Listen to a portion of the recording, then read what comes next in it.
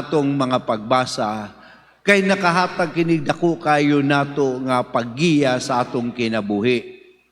Nan usag yun katawhanon nga kinaiya mga igsoon, kana bang kinaiya nga mas hilig kita mutan-aw, gustong masuta, gustong mahibalo sa uban, sa kinabuhi sa uban, no?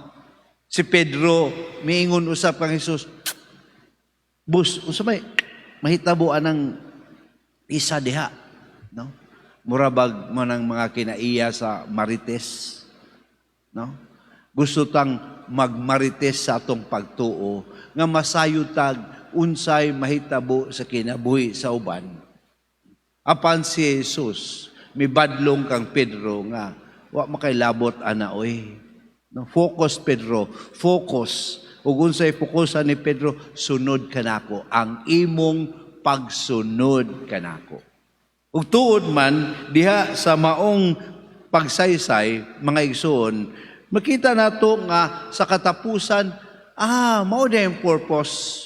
Mao na yung purpose nga si Jesus o si San Juan wala namatay nga usa ka martir, kundili didto siya pakatigulang sa exile ngadto sa gitawag og Patmos, nga diin kinintanan, no, uban sa Revelation iyang nasulat, no, mahitungod kang Kristo. Kini ang testimonya niya sa kinabuhi, kini ang iyang pagpadayag, pagpamatuod, nga hangtod karon kita nga mga tumutuo ni Kristo aduna gayoy makuha ug naggiya sa atong panlantaw, sa atong ug paglakaw, pagpanaw sa atong kinabuhi. Ug kana ang purpose. Mingon kita nga unsa may purpose sa imong silingan, ayaw nag-usisaha kay klaro na kana. Ug unsay purpose ang imong silingan nga adunay pagtuo, unta ang purpose niya na nga siya mahimong magpamatuod kang Kristo, to be a testimony of Christ.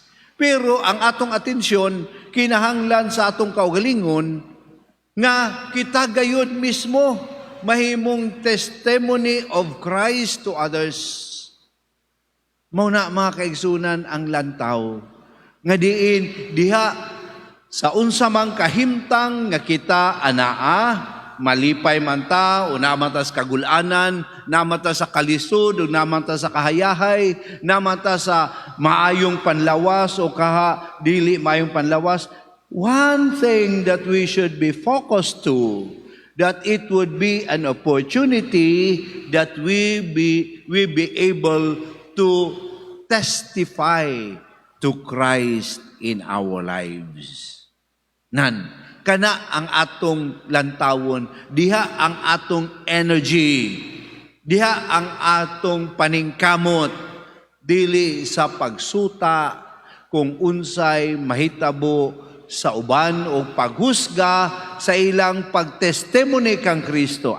Kay tawhana, aktibo-aktibo simbahan, di man di ay ni siya maayong tawhana, kana siya, Diyos nun kayo og naong, pero sa tanawa, no? Libakira man dayong dako, wa kay labot ato. No? Ang pagjud sa uban, ang pagtanaw sa ang imo og ako og ato nga concern. Focus diha sa paghatag og testimony kang Kristo.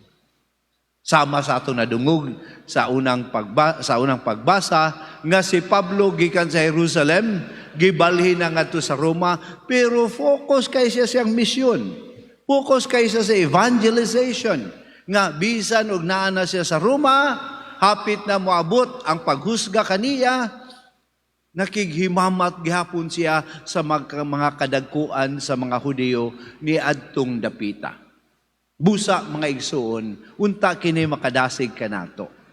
Nga sa pagpangandam sa Espiritu Santo, atong pangayoon sa Espiritu Santo, nga giyahan, ayudahan kita, nga makafocus kanunay sa atong testimonya kang Kristo, aron mapadayon nato ang misyon sa evangelization diha sa atong kinabuhi.